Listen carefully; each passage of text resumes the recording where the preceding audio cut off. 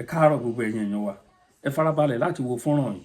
Bàbá wa Emeritus Banji Akintoye wọ́n ti send a strong message sí United Nations àti gbogbo Southwest governors lápapọ̀. Ẹ farabalẹ̀ kẹ́ máa bá wa ká lọ.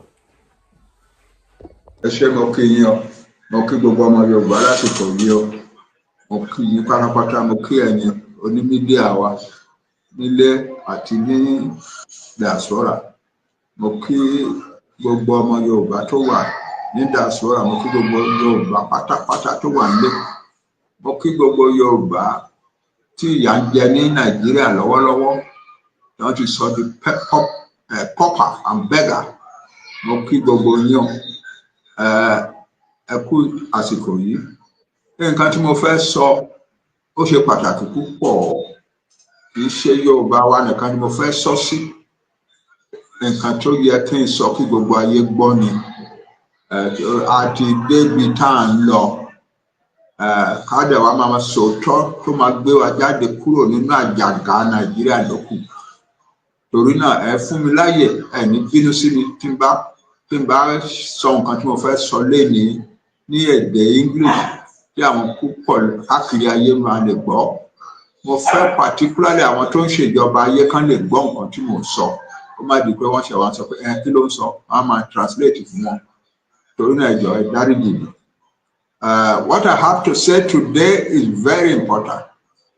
It is so important that I will not be rendering it in the Yoruba language, because it is a message not only for the Yoruba people but for the entire world, for the international community. I want significant entities in the international community to hear me clearly, because we Yoruba, we have reached the point now, we have reached what we regard as the door to our goal, and we need to let the world know what we are doing and why we are doing it. We were included in what is now called Nigeria in 1914 through an amalgamation, which the British organized by themselves alone, without any input or signature from any Yoruba person or authority. Our traditional rulers existed, but they were not invited to be part of it. There were highly educated Yoruba people in our country. We have been producing university graduates as far as the late 1850s. But none of the leading citizens of our land was invited to be a signatory to the amalgamation decree of 1914, of January 1, 1914. We were treated like a conquered people, even though we were not a conquered people.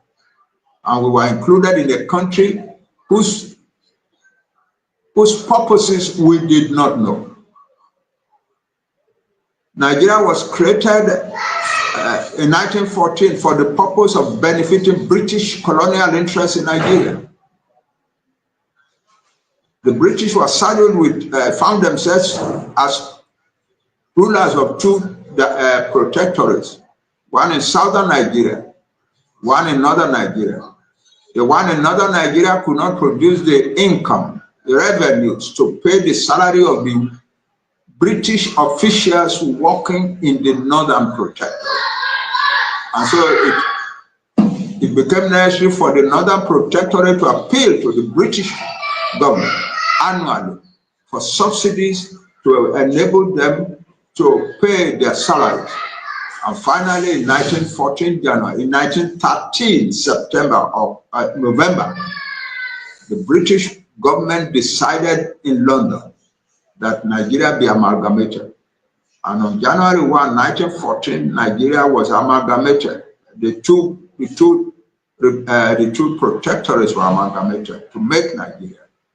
That meant essentially no more than that the resources of the South was being used to finance the protectorate of the North. In the next many years, in the next 30 years, nothing happened. The two protectorates just went on their own. The only thing was that the resources of the South were taken from time to time to finance the North. Then came the Second World War. And at the end of the Second World War, the world, led by the United States of America, came to the conclusion that colonized peoples should be liberated worldwide. And so the picture arose of a Nigeria that will become an independent country of Nigeria. And under the arrangements for that event, constitutions were created. The constitution that was finally put together in 1949 to 51 divided Nigeria into a federation. And the North was made a region, the protectorates in the South. The Southern Protectorate was divided into two, an Eastern region and a Western region.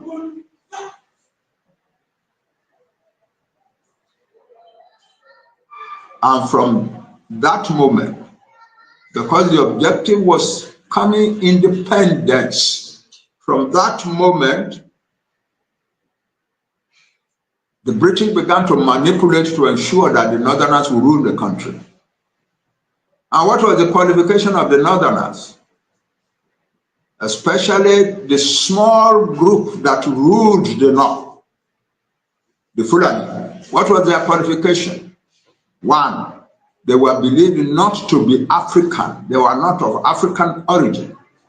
They were a Middle Eastern people who had been migrating westwards to North Africa and to West Africa. And because they were not indigenous to the land, the British regarded them as easy to handle and manipulate. Then their further qualification was that they had rejected Western education and they had no intention at all. They showed no intention at all to accept Western education. And so the British thought, wow, these people, for us to be able to exploit Nigeria after independence, these are the people we must hand power over to. So the British, from 1951 to 1960, manipulated everything that could be manipulated. The sizes of the regions, the borders of the regions, the constitution, the election, ultimately, the election of 1959, the pre-independence election, was very meticulously rigged in order to hand over power to the Fulani of northern Nigeria over Nigeria. And we are not saying anything that is new here.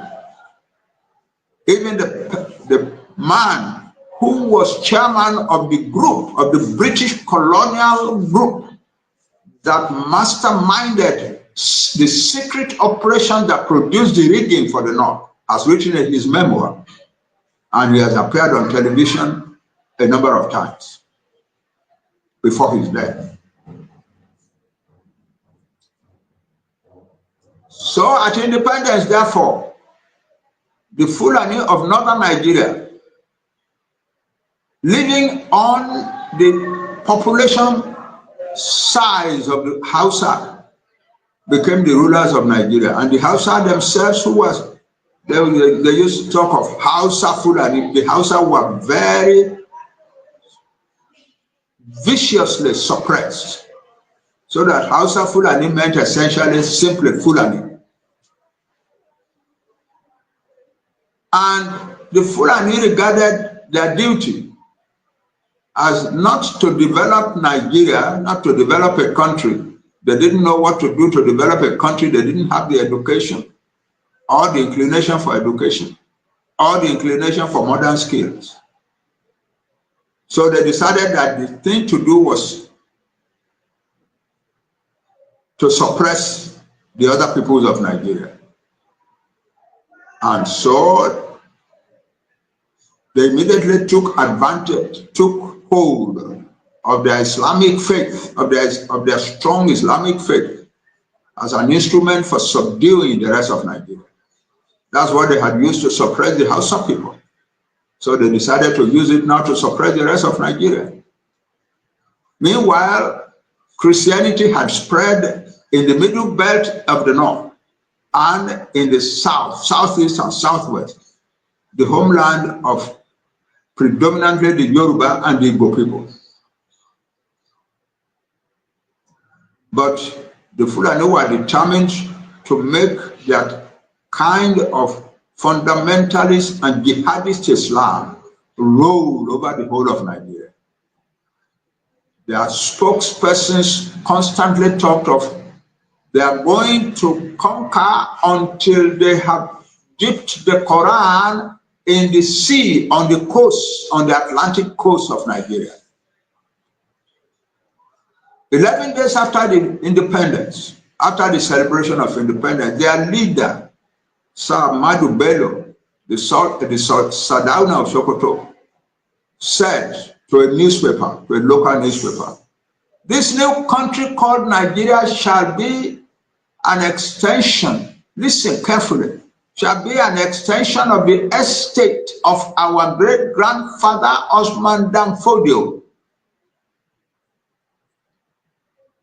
We must use the peoples of the middle belt, that is the middle belt part of the north, as willing tools, and the highly educated peoples of the south, the Yoruba, the Igbo, the Ijaw, and so on, as conquered territory, and never let them rule over us, and never let them control their own future.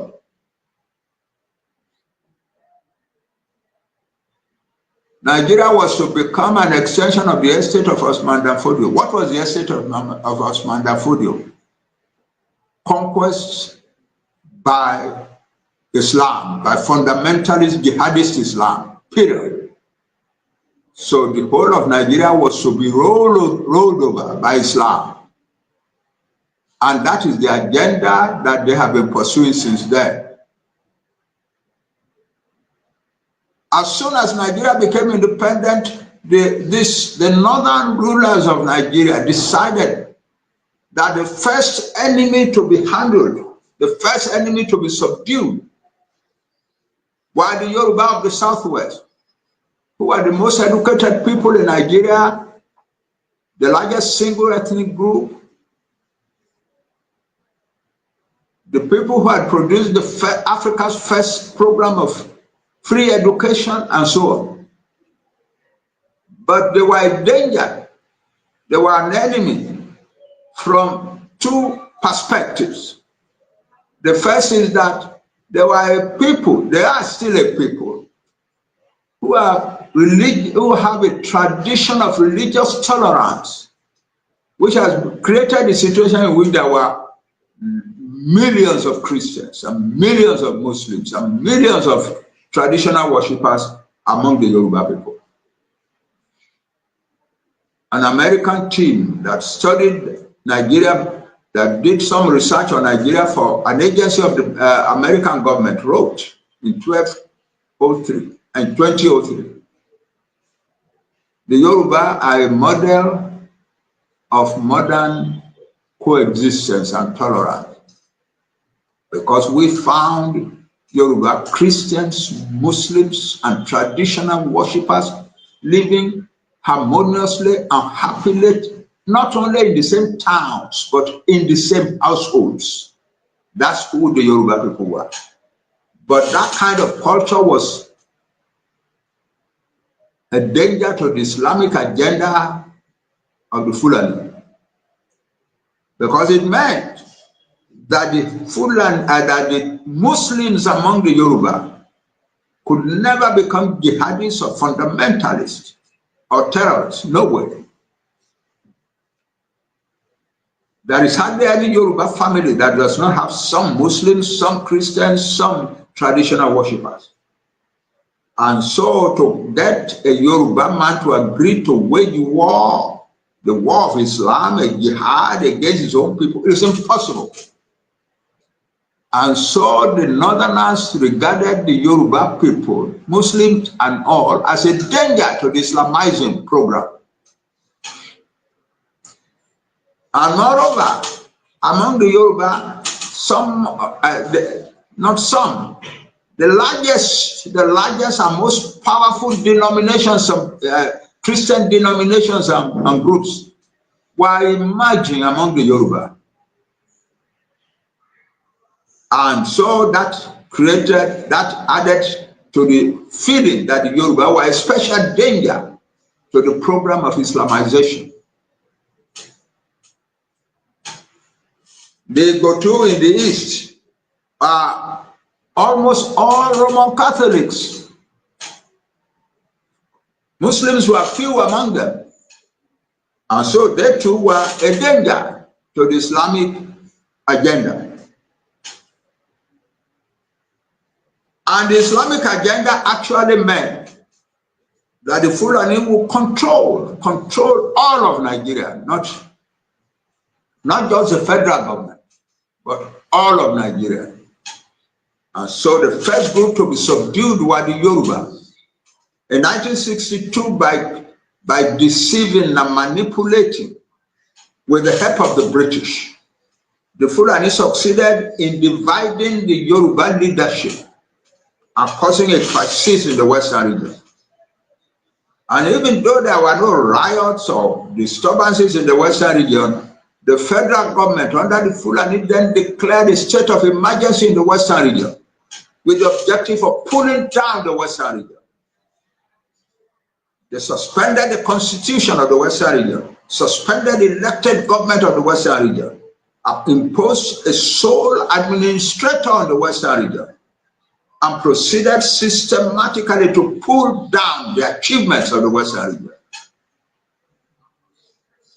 And also to rig election in the Western region in order to put in charge of the Western region persons who were inclined to be submissive to the Fulani.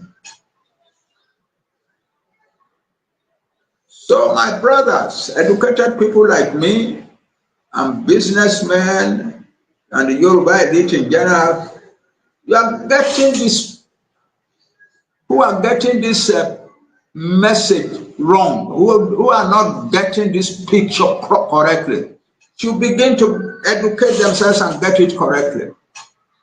This is a forever kind of war against the Yoruba people. It will never stop. And the Fulani themselves say it anyway. We are ready to fight this war forever. We are ready to fight it for decades, for centuries, until we win, until we dip the Quran in the sea, until we turn every one of these people into jihadist, fundamentalist Islamists. The same thing with the Igbo, the same thing with the Igbo in the south. And the Edo, the highly civilized kingdom of the Edo people.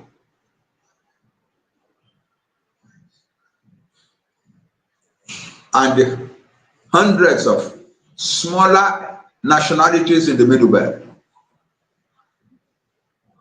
Even under the first government of the Republic after independence, it was quite common for the premier to lead jihadist sorties into the Middle Belt in order to subdue the Middle Belt and make the Middle Belt the willing tools of the North, of the Fulani. And so here we are, and then the manipulations and the distortions in the Southwest led to ultimately a Yoruba revolt in 1965 to January 1966. Because the revolt was shaking the foundations of the country. A group of young Yoruba and Igbo soldiers, officers in the army, decided to take over the government. And the North reacted with a pogrom for eliminating southern citizens living in the north, most of them Igbo, and within weeks killed more than 40,000 Igbo people in the streets of the towns of the north. The Igbo fled, most of the Igbo then fled to their own region in the southeast. And when they could not get any assurance that they would be safe in Nigeria, they decided to secede from Nigeria. And so the federal government declared war on the Igbo, on what was then called Biafra. The Igbo had said that their new country would be called Biafra. And in that civil war, more than 2 million Igbo people died. The war lasted for 30 months. When it was over, what had happened is that the hold of the northern Fulani had become stronger on the country. And so a series of military coups organized by Fulani officers ruled Nigeria from 1966 July until 1999 with a brief period of civilian rule in 1979 to 83. And what did these military rulers actually try to do? We all say usually that the centralized government in Nigeria. No, that's not all. They were centralizing government in Nigeria in order to increase the power of the Fulani over Nigeria. Yeah. In the southwest, for instance, in the homeland of the Yoruba, they took over everything of importance. They took over the university that the Yoruba people had created. They took over the roads. They took over development projects. They took over, for instance, the great asset of the Yoruba people, the cocoa marketing board, and turned it into, from Western Nigeria Cocoa Marketing Board, it became Nigeria Cocoa Marketing Board. And they appointed a northerner as chairman of the Cocoa Marketing Board, a chairman who had never seen a cocoa tree in all his life. Then they took some of the estates that the Yoruba people had established in Ikeja and Papa and so on, and handed it over to individuals, some of them northerners. That's what happened. And they destroyed the rest of the economy of the Yoruba. The large plantation of palm trees in Okitipupa were allowed to be abandoned, more or less, because the federal government, under these military rulers, believed that they should not allow the Yoruba to return to the position of high development that they had achieved before independence. So everything was abandoned. Everything was taken over and abandoned. The palm tree, the huge palm tree plantation in Okitipupa, perhaps the largest palm tree plantation on earth in the world, was abandoned. The factory that produced oil from it was also abandoned. The large rubber plantation to the west of Okitipupa was also abandoned. The second largest rubber plantation in Africa, and so too was the citrus plantation in Ijebu. So the Western region's economy was systematically dragged down. The Western Nigeria Development Corporation, which had been the largest single agglomeration of investment capital in Africa, was gradually pulled down.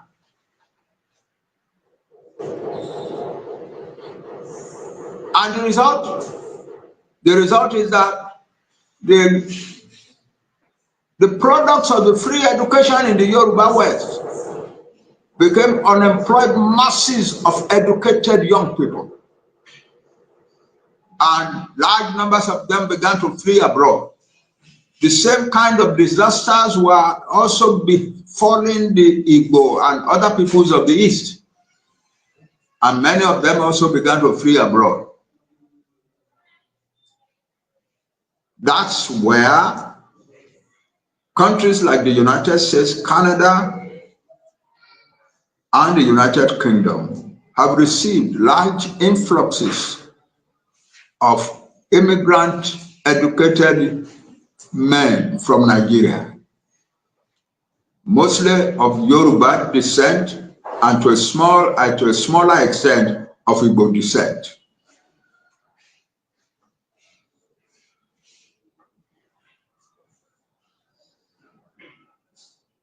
Having succeeded that far, the Fulani finally decided we have to conquer this country fully. We have succeeded politically. Now we must succeed in actual fact. So from about the last years of the 1990s, they began to hold secret meetings with Fulani leaders from other parts of West Africa. By 2011, they had come to the conclusion that they could conquer Nigeria.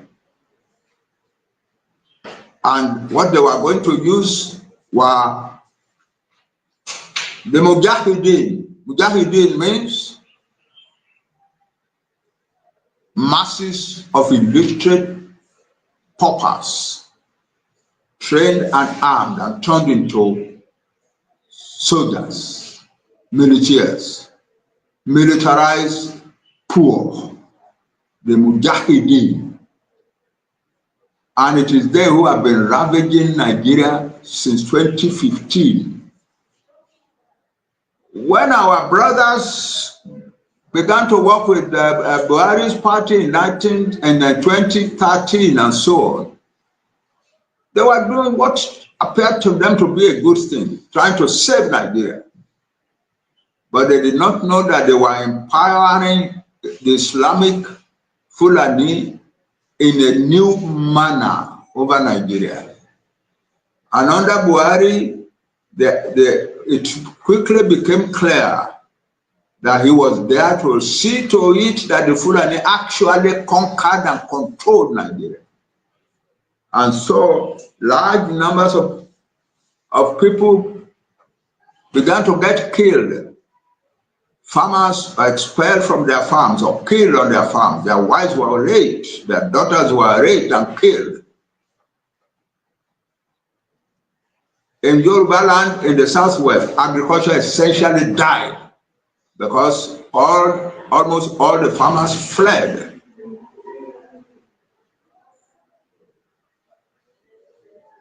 But the Western world was supporting the Fulani and propagating the lie that what was happening in Yoruba land and Igbo land and so on was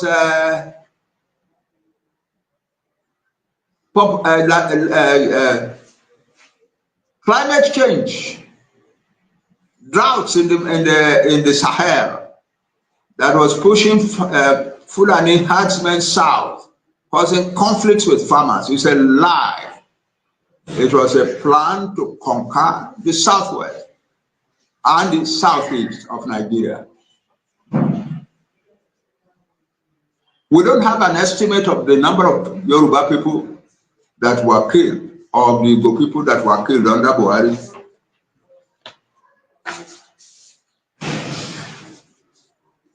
But some young men, some Yoruba young men gathered together and did some research and came to the conclusion that in the 8 years of the Buhari administration, and the Buhari administration was openly, manifestly complicit in the attacks and killings of people, that in those years, 8 years, 2015 to 2023, a total of 29,000 Yoruba people were killed. The attempt was to impose on Yoruba land a radical Islamic agenda. Attempts were made particularly on churches. For instance, in 2023, I think, 2022, the Fulani terrorists burst upon a church, a large Roman Catholic church in the city, in the Yoruba city of Owo, and they killed a total of 87 people. They just burst upon the church and began to shoot. Men, women, old women, children were killed. 87 in all. The newspaper said 40 something. No, it was not that. It was a total of 87 people were killed in that church that morning. People who were serving their God.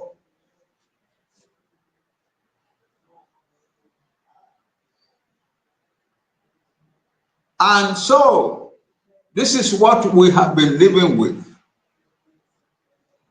And we have now decided we cannot continue to live with this. Why? Because under Buhari, 1815 to 1823, the government were actually supporting the killings. Yeah. A middle belt official, public retired official, military official, who used to be Minister for Defense, Nigeria's Minister of Defense, came out in 2021 or 2022 to say that the Nigerian army was not protecting the people being attacked, but was giving cover to the people who were attacking. And our experience in the South and the Middle Belt is that if the Fulani jihadist comes to your farm and and you are able to defend yourself and so on, and the Fulani man is to die there, then you will be arrested and be charged with murder. It is not considered that you were peacefully walking on your farm with your wife and children when the Fulani came. Among the Yoruba, the highest traditional citizens are the Obas. At least 5 Obas have been killed by the Fulani. 5 Obas of the Yoruba people have been killed by Fulani. In one case, the Fulani burst into the palace, all armed, and gathered the Oba together with his wife and children and told them, "We are kidnapping you, we are taking you away." The Oba said, "No, you cannot take me away, it's impossible." And they killed him on the spot and took his wife and children away into captivity in the forest.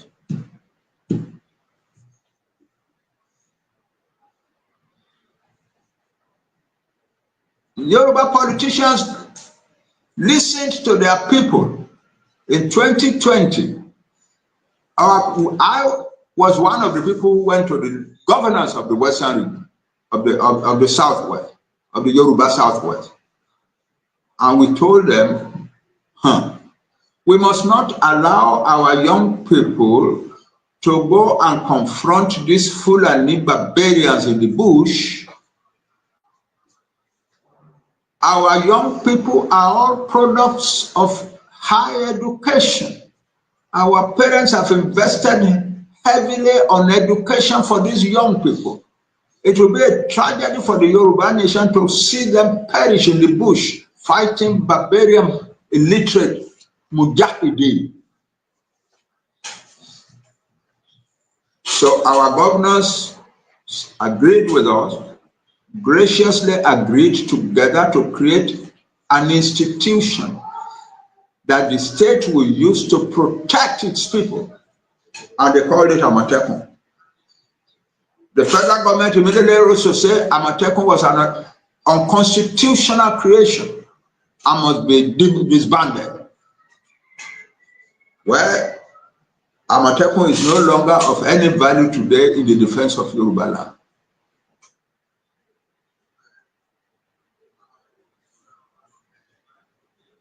And so we come to the era of a new presidency.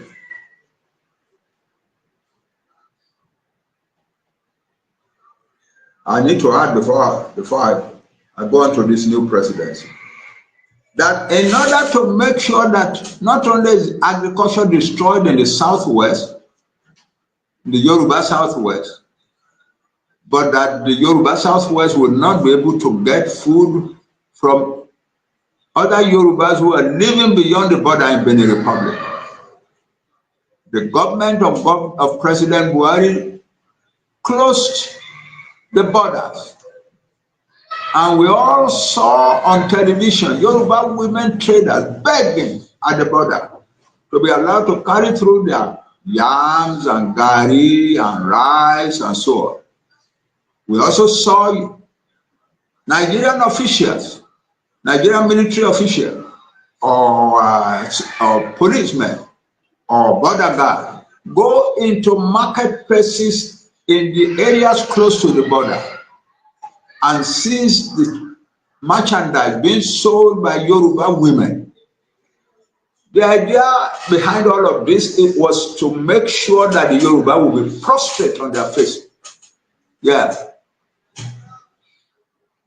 Then 2023 came and another president was installed. They tried to stop him, even though he was a major creator of their party. They tried to stop him, but he was too strong for them. And he became president. But his reign, his leadership as president has shown that nobody, that the federal government of Nigeria, under anybody, no matter where you come from, cannot deal with the Fulani. You cannot deal with the Fulani. The Fulani are still killing and maiming and destroying as they said they would do. There is a statistic that has come out in this last December that in the first 12 months of the Tinubu presidency, from May 2023 to April 2024, a total of 614,000 Nigerians were killed by the terrorists. 614,500 and something. And out of this 614,000, nearly 16,000, that is 15,962 Yoruba people were killed. The presidency of Buhari had been complicit, had been actually helping the Fulani. The presidency of Tinubu is not helping the Fulani, but they are not able to do anything against the Fulani, to stop the Fulani. They are not. And so we have come to the painful conclusion that it doesn't matter if our brother is president of Nigeria, the institutions of Nigeria, the direction of Nigeria is so well structured that even a Yoruba president of Nigeria cannot defend the Yoruba part of Nigeria. An Igbo president of Nigeria cannot defend the Igbo part of Nigeria. It's as simple as that. And so we have decided this is the point at which we must take our leave of Nigeria. We must take our leave. When President Tinubu arose as president of Nigeria, we wrote him a letter, just as we had written a letter to Buhari before. And our main point in the letter was, we are a peaceful, civilized people. We don't want to continue under this barbarism anymore. We want you, Mr. President, to set up a process whereby we can negotiate with the authorities of Nigeria our peaceful departure from Nigeria, our peaceful separation from Nigeria. Buhari did not answer. We wrote exactly the same letter for demanding the same things to President Tinubu, our brother, and he has not answered us. So we are left with no option than to find other means of taking our leave out of Nigeria.